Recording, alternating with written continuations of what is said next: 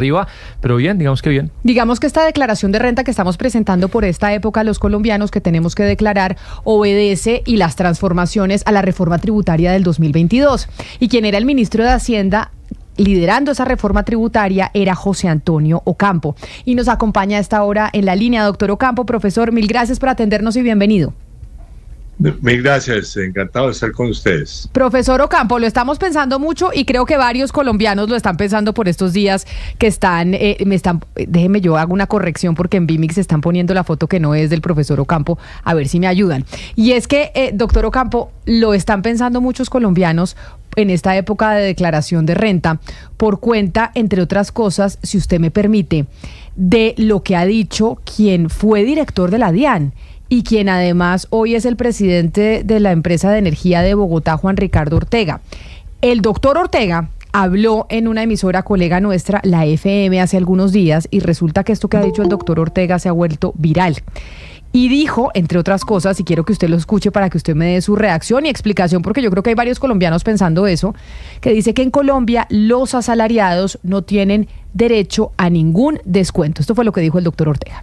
Yo tuve que pagar en los últimos 2 meses entre colegios, universidades y salud 200 millones de pesos. Y además toca 50 millones adicionales a la retención porque nos quitaron cualquier descuento, ¿no? Las empresas pueden descontar todo y la gente rica, verdaderamente rica, tiene todos sus gastos a través de las empresas y eso la DIAN no lo está tocando. La gente paga viajes, paga colegios, paga universidades desde las empresas, pero los asalariados que no tenemos nada distinto al salario estamos jodidos. Y esa fue un poquito la estrategia de esa reforma tributaria que yo creo que es brutalmente injusta porque los asalariados somos lejos los ricos de este país. Y ahí le pregunto entonces, doctor Ocampo, ¿qué respuesta, usted que es el cerebro detrás de esa reforma tributaria que hoy ya estamos viendo materializada, pues a los que nos toca declarar renta a los asalariados?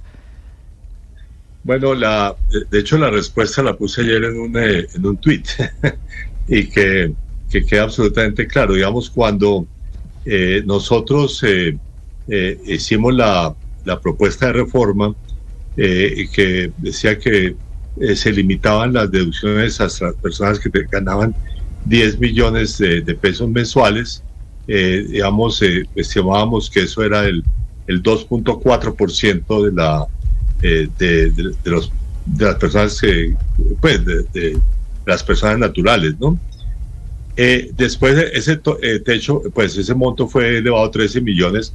Entonces hoy en día el límite para deducciones es de 13 millones de pesos mensuales. Entonces las personas que ganamos, porque yo soy entre ellos, más de 13 millones, somos apenas el 2% de las personas. Uh-huh. Entonces es absolutamente justo que paguemos más impuestos para apoyar a los sectores más pobres de la población. Eso es el efecto redistributivo que tuvo la reforma. El doctor Ortega veo que tiene muy buenos ingresos por lo que dice de sus gastos de educación y de salud, ¿no es cierto? Entonces, lo que él debe decir es que le corresponde ser un contribuyente de mayores ingresos. Ahora, también se equivoca en otros aspectos.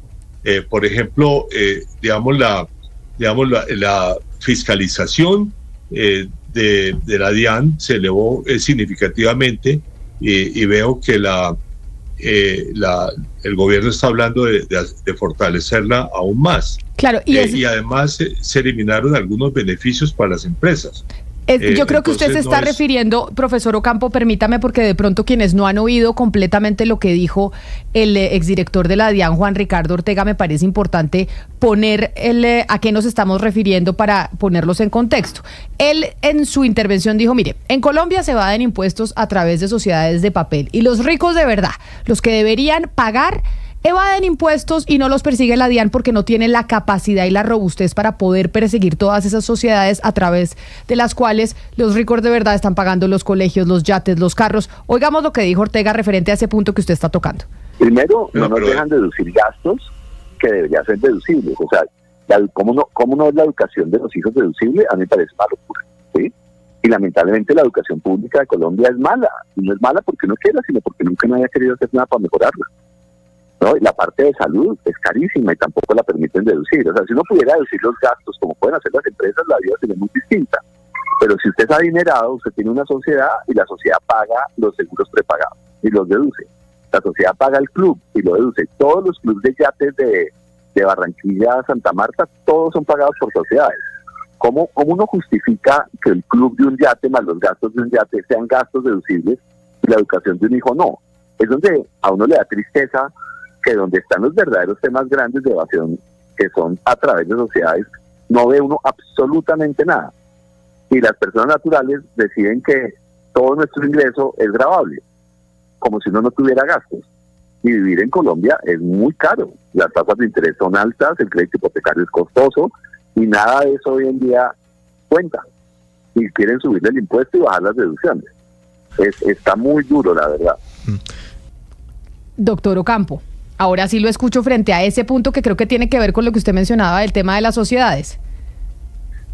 Muy bien, para comenzar hay que decirle al doctor Ortega por qué no persiguió más esos problemas cuando era director de la DIAN. Porque está diciendo, yo me equivoqué, yo no logré hacer nada para evitar la evasión y ilusión de impuestos. Pero debo decir, lo que él está diciendo sobre personas naturales no existe en ningún país del mundo. O sea, yo también pago impuestos en Estados Unidos, a mí no me dejan deducir los gastos de educación ni los gastos de salud, si en parte se permite reducir incluso en Colombia. Pero digamos, nuevamente, el doctor Ortega pertenece al 2% y creo que al 1 o al medio por ciento con mayores ingresos de Colombia. Entonces no tiene derecho a quejarse por eso. Mire, mi tweet, cuando yo lo envié al día de ayer, estaba citando precisamente al doctor César Caballero, que digamos tiene una empresa de las que hace encuestas de todo tipo. Y dice, y lo leo, es cierto, hasta el año pasado una persona natural podía tener hasta 213 millones de gastos deducibles de su impuesto a la renta, hoy solo 56.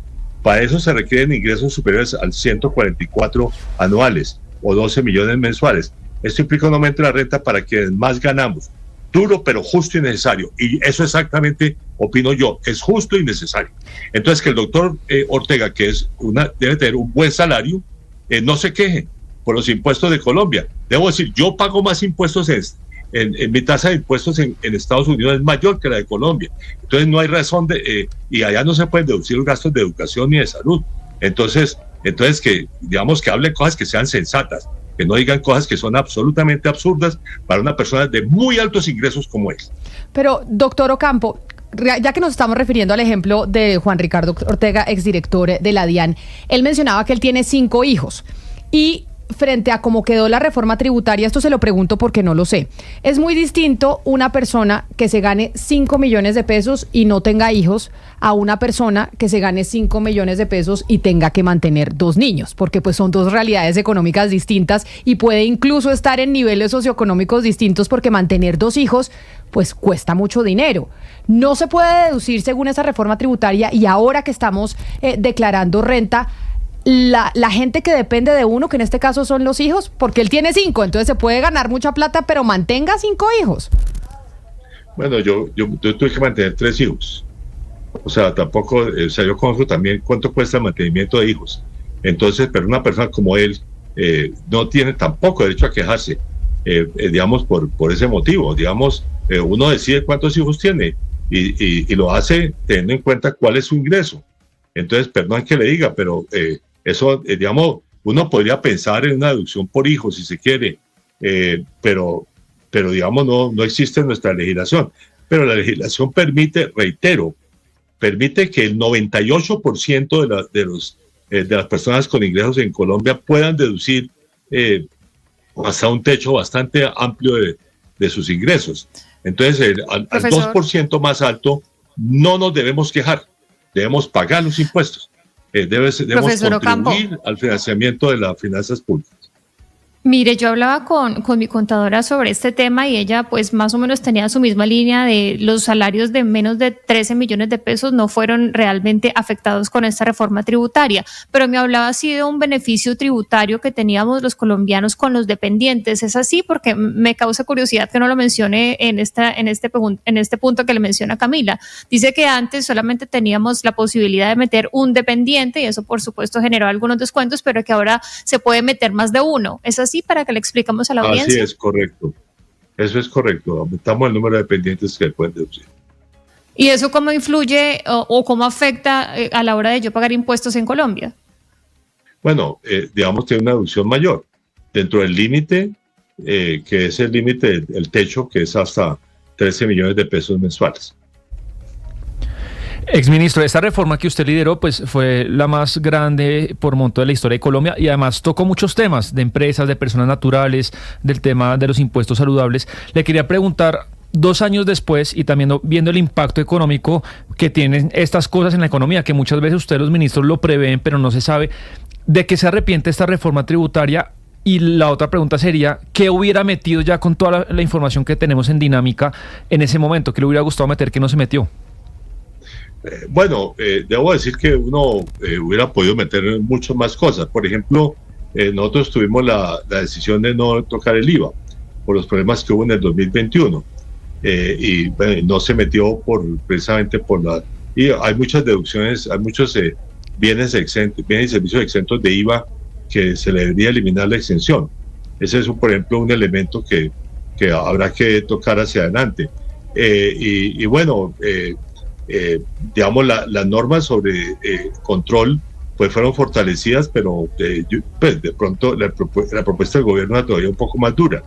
Y además debo ser muy importante, precisamente nuevamente respondiendo las anotaciones incorrectas del doctor Ortega.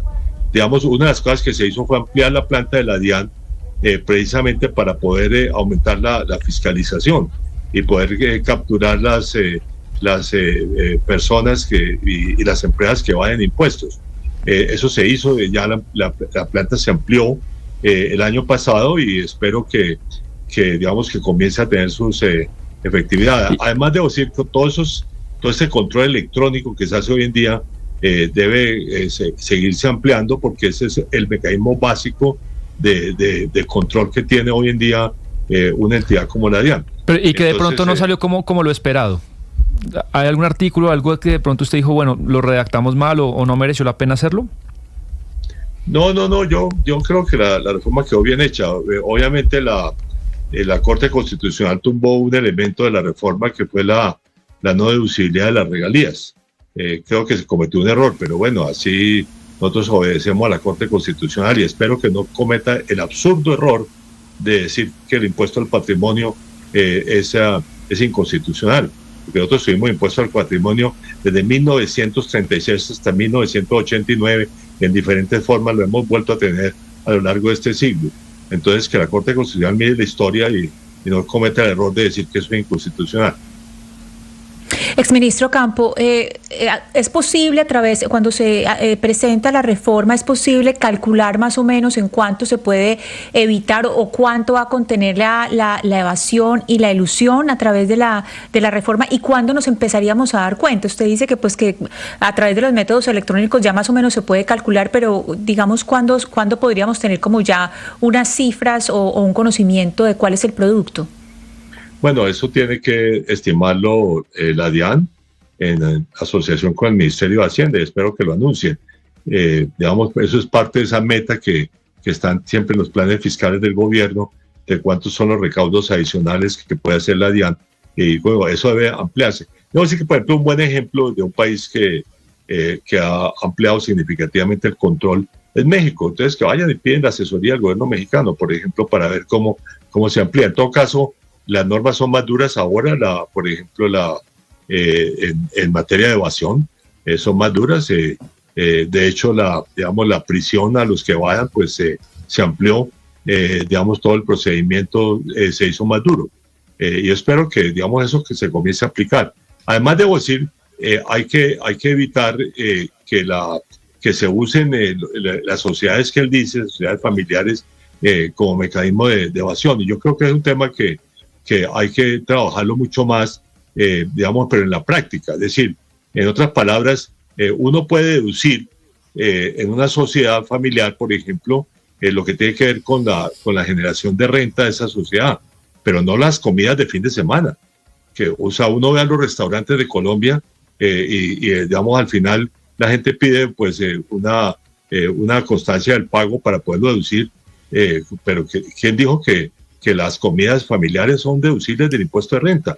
No deben ser deducibles.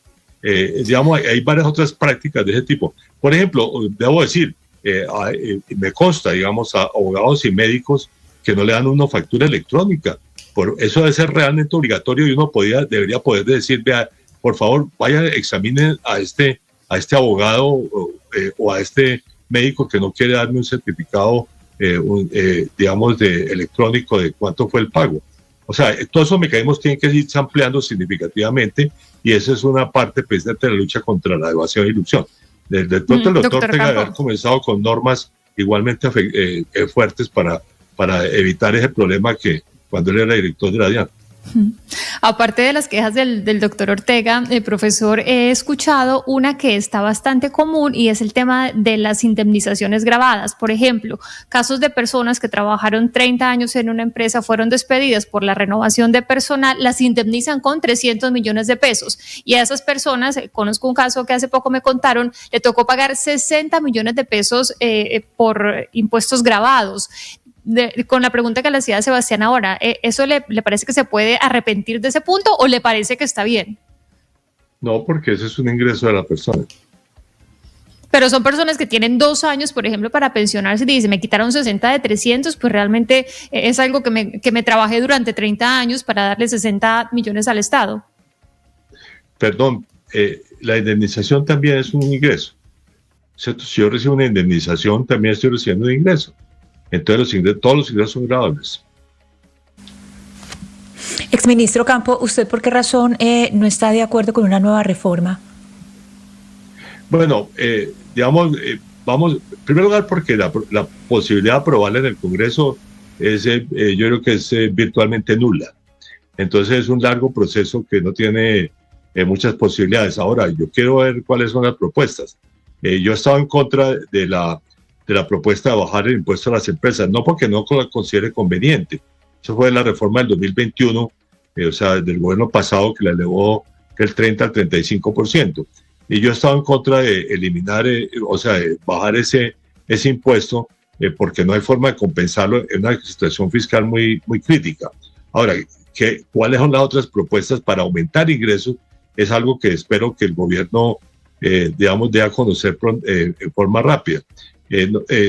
Hablan del petróleo y del carbón. De pronto hay una norma que compense la sentencia de la Corte Constitucional por no deducibilidad de las regalías con una adición del impuesto de renta. Eso lo veo razonable, pero aumentar los impuestos al carbón, por ejemplo, ahora no es razonable porque el precio del carbón es más o menos la mitad de lo que era el año pasado o hace 2 años cuando hicimos la reforma. O sea, lo que se hizo fue un impuesto adicional de renta para empresas de petróleo y de carbón cuando el precio internacional fuera muy alto. Eso quedó y, digamos, si los precios bajan, pues ahí vuelven a la normalidad, si se quiere.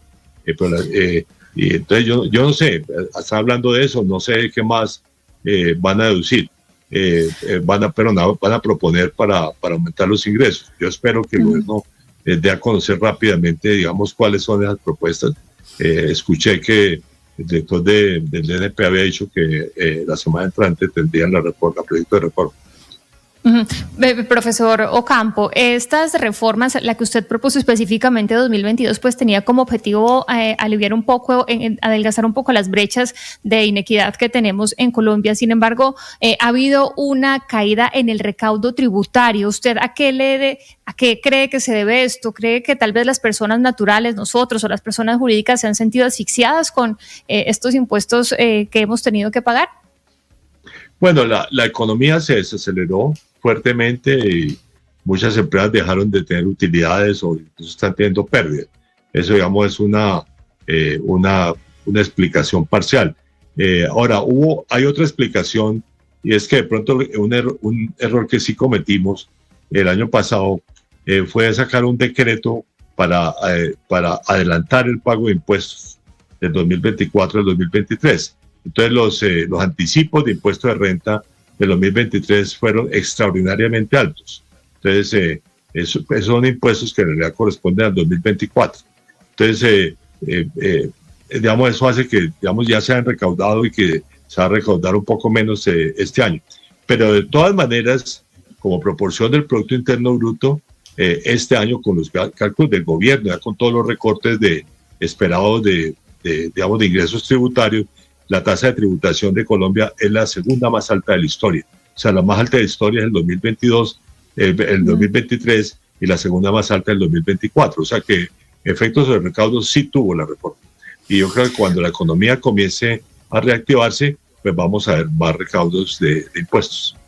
Y va a haber que hacer la cuenta cuando terminemos todos de declarar y de pagar nuestros impuestos, doctor Ocampo. Pues queríamos estar con usted, de verdad que gracias por atendernos y contestar todas estas preguntas, muchas quejas, reclamos, por eso de verdad que le agradecemos que esté aquí con nosotros, usted como cerebro de esta reforma tributaria. Gracias por estar con nosotros aquí en Mañanas Blue.